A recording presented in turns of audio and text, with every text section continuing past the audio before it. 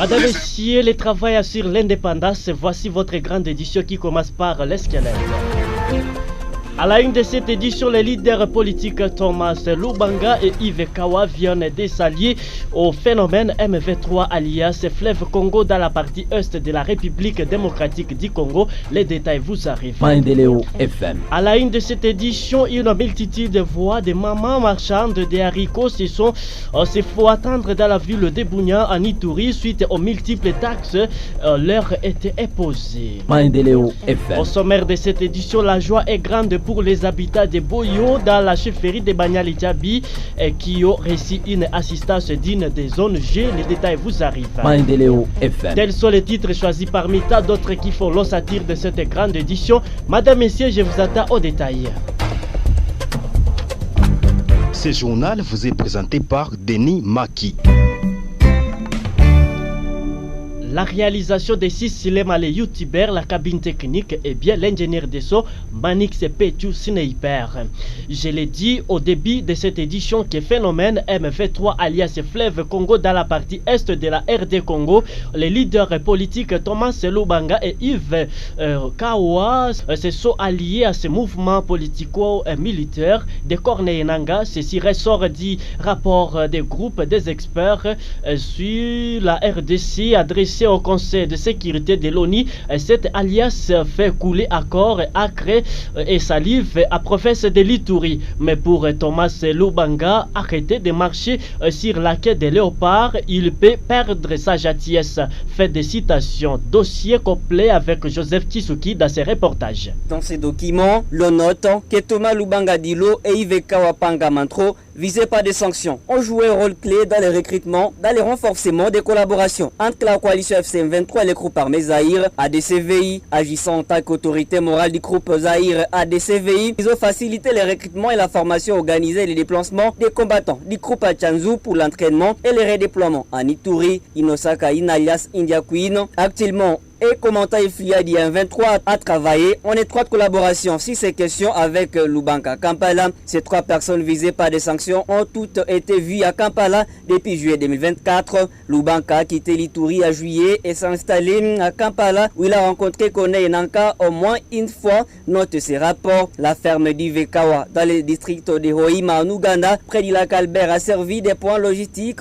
et des transits aux combattants du groupe Zaïre en Ituri, dont certains qui, au moment de la rédaction de ces rapports, revenaient de la formation à Tchanzu et étaient basés au lac Albert, prêts à se rendre à Ituri pour combattre. À juin et juillet 2024, Kawa a facilité le transfert d'armes et de munitions aux combattants du groupe Zaïre ADCVI, ainsi que la formation au cas de Berunda. Poursuit ces rapports en réponse aux questions du groupe d'experts concernant la présence et les activités récentes à Kampala de ces personnes visées par des sanctions. Le gouvernement ougandais a affirmé ne pas être au courant de leur présence sur les sols ougandais. Poursuit ces rapports des experts des Nations Unies. Ces rapports ont créé des turbulences. On sait la classe politique à province de l'Ituri. Moïse Nguessera, un acteur politique du territoire de Djougou, regrette cette alliance entre les leaders de l'Ituri et le mouvement AFC de Corneille Nangaa. Pour lui, les concernés doivent être sanctionnés par l'État congolais et la communauté internationale. Il a également noté que pour les élections à venir, des leaders cités dans la collaboration avec les groupes armés étrangers ne doivent plus avoir la confiance de la population. Nous, on se pose des questions. Finalement, Thomas Lubanga, il est où? Je crois très bien Thomas Lubanga, il est parmi les grands leaders de l'Ituri et il est mieux placé pour conscientiser la population tant que l'M23 veulent attaquer notre province de l'Ituri. Mais je crois très bien que nous tous, on était informés que l'M23 chez nous en Ituri. Aujourd'hui, les Nations Unies viennent de déclarer officiellement que c'est Thomas Lubanga qui est derrière ce mouvement.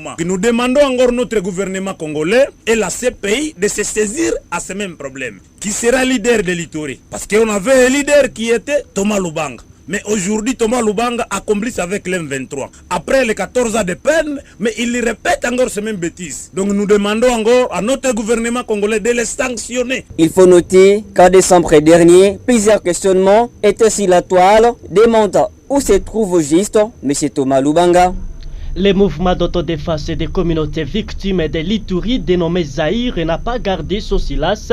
Quant à lui, il dit n'a jamais entretenu des relations avec Thomas Lubanga pour rejoindre les mouvements des rebelles du MV3 selon les rapports des experts des Nations Unies. Et c'est une mise en point du porte-parole de ces mouvements d'autodéfense à signature d'actes d'engagement.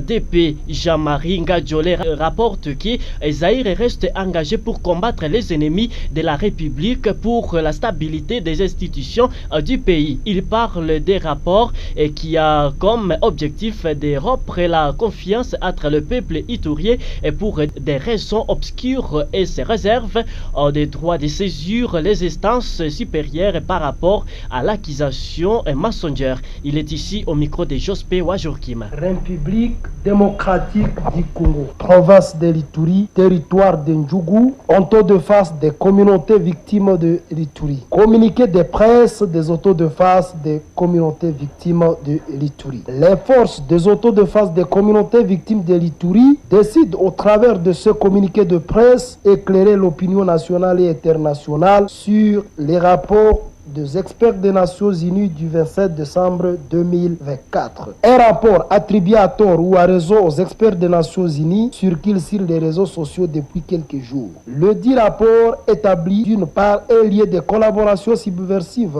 entre sieurs Thomas Lubanga Dilo, Yves Kawamandro et les forces d'autodéfense qualifiant les premiers d'autorité morale de notre structure, chapeautant des activités que nous ignorons. D'autre part, un lien de déstabilisation de la République avec AFC MV3. Face à ces mensonges et ôtés, nous voudrions rappeler à ces prétendus experts ces trois moments forts suivants. Nos communiqués de presse du 9 janvier 2024 et du 26 septembre 2024 et 6 juin. Notre entretien avec le vice-ministre de la Défense et ancien combattant à date du 27 septembre 2024 à Mabanga. Notre entretien avec le vice-premier ministre et ministre de la Défense et ancien combattant à Bunia. À toutes ces occasions, nous avons été clairs et nous voudrions l'être encore plus une dernière fois qu'il n'existe aucun lien entre nous et l'AFC MV3, mais aussi qu'il n'existe aucune collaboration de quelque genre que ce soit entre nous et les politiciens cismationnés. Nous voudrions que le monde entier puisse l'acter définitivement pour que les mensonges si haut dénoncés ne trouvent plus aucun écho dans la société civilisée. Si ces rapports émanent réellement des experts des Nations Unies, nous leur en demandons respectueusement et démentis pour ne pas nous exposer, nous et nos communautés victimes, aux vindictes de la société congolaise consécutivement à ces allégations d'une gravité destructrice. Fin Tamabanga, le 12 janvier 2025 pour les forces d'autodéfense des communautés victimes de l'Ituri, Zodefo Ngadjole Jean-Marie, le porte-parole du mouvement.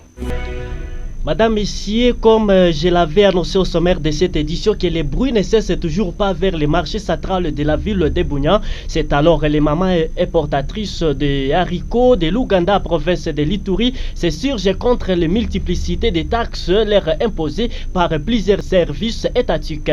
Rencontrer quelques-unes au marché central de la ville de Bunia, c'est lundi 13 janvier 2025. Ces femmes, visiblement à colère, disent ne pas comprendre et comment les tracasseries s'accentuent même dans la ville pendant que toutes les taxes sont prépayées au niveau de la frontière congolo-ougandaise, soit à Kasenyi, soit à Magui. Ces commerçants citent notamment l'OCC et la DGRPI d'être les cerveaux moteurs de cette tracasserie.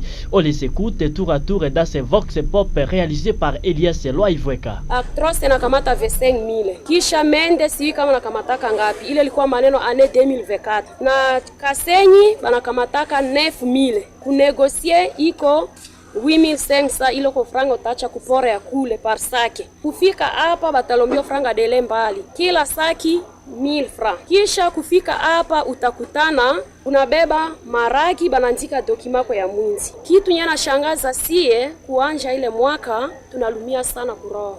kuhusu service ya DGRP. Banakase si gari ya CVR. Juzi mzigo yangu mi personnel ilishuka hapo, tulichanga mzigo ilikuwa saka ratui sake, banalipisha mi 12 sake, basa mi leta 20000 francs DGRP na niko na lisasi. Mais c'est que vrai que kupitia ba document ile franga kuna zama yote franga mzigo tunabeba haina benefisi yote kunaenda kwa nini? Kwa service ya leta. Unaona kule kumai banaanza kulipa service yote kwanja par sac 9000 francs. Huko na 50 sac unalipa 450000 francs. Huko na sasa kunalipa 900000 francs. Ndani ile njoko ba OCC bali inatushangazaka sana. OCC unalipa kule. SCAV unalipa. Kitu gani unalipa? Unalipa kitu mingi. Unafika hapa unakuta tena meme service ile tena biko hapa kwa kusukisha mzigo inakuwa matata sana. Mbele iko tu pale. Kitu kwa kwa tena au kwa njia Kisangani vile OCC tu. OCC camion lazima camion $200. Camion $300. OCC. Iko OCC kali tulidiskitaka sana mbele. Iko OCC iko sie. OCC kunjia Kisangani babo biko pale kumambasa. Kukumai babo iko. Hapa njoo babo pana ile. Tukunachunga bafike hapa siko tutapikana. Iko maneno mama tata sana iko kupei yetu inatushangaza. Hatui kama bakubwa biko naona nini na biko nasema nini juu maneno yetu tukunapitia hii. Ba mama banachoka. Franga belisi mama angepata hai. Tournons nos caméras de la ville de Bunia dans les territoires de Mambasa où la synergie des structures citoyennes de la chefferie de Babila Babombi remercie la population civile de Sainte-Attité coutumière pour avoir observé 3 jours de grève sèche, initiative pour décrier l'insécurité dans la zone caractérisée par les fusillades des civils et l'exportation de leurs biais par des bandits armés. Par le biais de M. Ramse Maliki Dogo, un acteur de la société civile qui a pris part à l'activité de la séance de l'évaluation de ces 3 journées et sans activité ce lundi. Cette synergie appelle ses compatriotes à demeurer soudés et fidèles au mot d'ordre de la société civile jusqu'à trouver gain de cause à leurs revendications. Je vous propose de les suivre. La synergie de la société civile a tenu une assemblée évaluative des 3 journées ville morte décrétées la semaine passée sur toute l'étendue de la chefferie de Babila Babom. Nous remercions fort la population de la chefferie de nous avoir accompagnés pendant ces 3 jours de lutte et la lutte continue. Nous vous remercions, nous vous demandons toujours d'être soudés parce que nous n'avons pas encore trouvé notre gain de cause. Nous avons des revendications nobles qui n'ont pas encore été répondues par les autorités. La lutte continue jusqu'à ce que nos revendications trouvent gain de cause. Vous demandons d'être toujours soudés, de pouvoir accompagner cette lutte jusqu'à ce que les autorités nous répondent. Je l'ai dit à la dame de cette édition qu'il y a des déplacés qui auraient gagné les groupements Boyo dans la chefferie de Banyali-Tchabi ont reçu l'assistance de la part de l'ONG PPSSP dans leur zone de retour comme promis par l'autorité provinciale, affirme le président du conseil local de la jeunesse, M. Jacques Anayeyo, de cette attitude coutumière située au sud de la ville de Bunia. C'est lundi 13 janvier 2025. Il plaide auprès des humanitaires pour élargir l'assistance à d'autres personnes retournées sur toute l'étendue de la chefferie. Suivez-les. Je pense qu'avec la promesse de son excellence, monsieur le gouverneur de la province de l'Ituri, il a rassuré les retournés de la chefferie de Banyali-Tchabi qu'ils vont recevoir l'assistance dans leurs attitudes. Nous avions reçu l'assistance de l'ONG PPSSP qui assistait les déplacés du groupement Boyo, une partie qui sont dans les groupements Balei, mais les déplacés qui sont dans le groupement Boyo n'ont pas reçu l'assistance jusqu'à aujourd'hui. Donc la situation des déplacés et des retournés n'est pas bonne dans cette attitude. Ce que je plaide auprès des autorités est seulement de plaider aux acteurs humanitaires d'aller faire l'assistance aux retournés et aux déplacés qui vivent dans la chefferie de Banyali-Tchabi. Par ailleurs, il demande aux autorités de faciliter les retours des déplacés. Je voulais seulement demander à l'autorité provinciale, avec l'administration du territoire, de chercher des mécanismes et surtout des moyens, parce qu'ils ont déjà manifesté à dire qu'il faut qu'ils puissent rentrer dans leur milieu d'origine. Ce qui manque seulement les moyens, alors que le gouvernement provincial puisse disponibiliser les moyens à l'administrateur du territoire d'Irum pour qu'on puisse évacuer ces retournés qui sont déjà favorables à retourner dans leurs activités La population a vu le travail fourni par la police et ils ont encore besoin de la police, mais on se pose des questions pourquoi il y a cette diminution de la police au niveau de Tchabi. Une province à une autre, l'Ituri. Pour Nord Kivu, le chef des secteurs de Beni Mbaoua, territoire de Beni, plaide pour le renforcement des dispositifs sécuritaires dans la partie est de cette entité.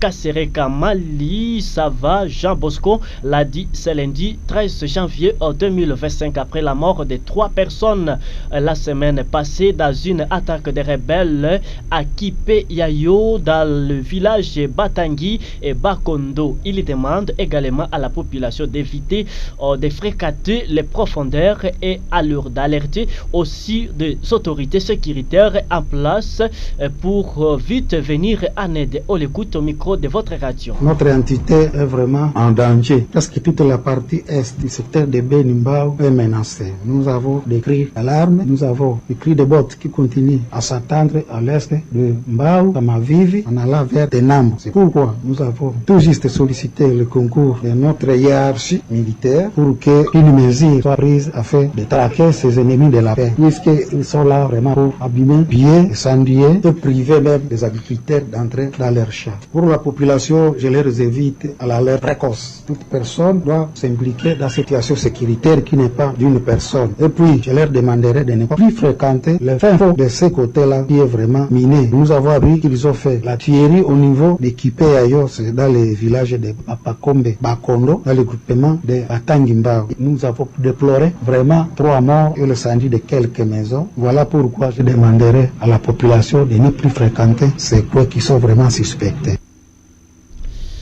Madame, Messieurs, si vous n'avez pas bien réglé votre montre, réglez avec celle de la radio communautaire Maïndé Léobunia. Ils sont exactement 18h passées de 28 minutes. Le fondement de Pau Embo a fait grimper le prix des produits vivriers et manufacturés à province du Haut-Ouélé et à Nitouri. Effondré depuis le vendredi 20 décembre 2024, ce pont qui relie le village Bafamouka à chefferie de Bandaka et Bafambaya à chefferie de Bombo à territoire de Mambasa sur l'axe Isiro n'est pas toujours réhabilité et cette situation a des conséquences néfastes sur les vécus de la population qui voit les paniers de la ménagère affectés négativement. Dossier complet avec Joseph Kisuki depuis la ville de Bunia qui était sur terrain. L'effondrement de ces ponts a coupé la circulation entre les territoires de Mambasa Nitouri et celui de Wamba, province de Ouélé via la voie routière. Et la province de Lituri, tout comme celle de Ouélé, connaît une hausse des prix des produits agricoles et produits manufacturés comme le sucre, les savons, l'huile de palme et autres. Il y a hausse des prix des produits manufacturés vers PK47, PK51 dans la province de Ouélé, car on est obligé de payer les frais de déchargement, déposer les marchandises dans le pirogue et charger si l'autre rive la rivière avec tous ses frais. Le prix ne doit qu'être revu à la hausse indiqué un opérateur économique de la province du Haut-Ouélé en ville de Bunia, chef de la province de Lituri. Les conséquences de l'effondrement de ces ponts ont touché les paniers la ménagère. L'huile de palme a connu une hausse au niveau du marché, car pour évacuer l'huile de palme, il faut passer par le territoire de Mahagi, Djougou et Yarou. Pour la ville de Bunia, le prix des bidons d'huile est passé de 60 000 francs à 80 000 francs. Il y a presque plus rien dans nos dépôts, indiqué une vendeuse rencontre au marché central de Bunia. La société civile du territoire de Mambasa s'interroge sur la qualité des matériels utilisés lors de la dernière réhabilitation de ces ponts intervenue en 2018. Mugeni Yuma en est son président. C'est entre 2018 et 2024, c'est-à-dire en 6 ans, les ponts Embo s'est effondré 2 fois. Nous ne savons pas si on avait utilisé quelle qualité de matériel pour sa première réhabilitation. À quand la réhabilitation de ces ponts? En tout cas, l'office de route n'a fait aucune communication quant à ces situations qui inquiètent la société civile du territoire de Mambasa. Mais jusque-là, aucune disposition de réhabilitation n'est mise en place. C'est pourquoi la société civile force vive du territoire de Mambasa plaide au gouvernement, tant provincial que national, d'intervenir pour la réhabilitation de ces ponts qui est d'une importance capitale. D'autre part, le gouvernement provincial, la province du Haut-Ouélé, a rassuré quant à la réhabilitation de ces ponts. Dans un communiqué, le gouverneur de cette province a noté que le chef de l'État congolais, Félix Tshisekedi, s'est déjà impliqué personnellement dans ces dossiers de réhabilitation de ces ponts. Il avait appelé les opérateurs économiques à la responsabilité en respectant les tonnages. J'interviens depuis la ville de Bunia. Joseph Mouinto Tissouchi, LFM, Goma. Joseph Kisuki, coup de chapeau pour ces reportages depuis la place. Madame, Messieurs, c'est la fin de cette édition, mais c'est là qui nous ont suivis à cours des diffusions. Voici les squelettes de ces radios journal. Les leaders politiques Thomas Lubanga, Yves alors et Kawa viennent de s'allier au phénomène MV3 alias Fleuve Congo dans la partie est de la RDC. Vous avez plus de détails dans cette édition des nouvelles. Une multiple voie des mamans marchandes des haricots, c'est faux, et attendre dans la ville de Bunia à Ituri suite aux multiples taxes leur étaient imposées.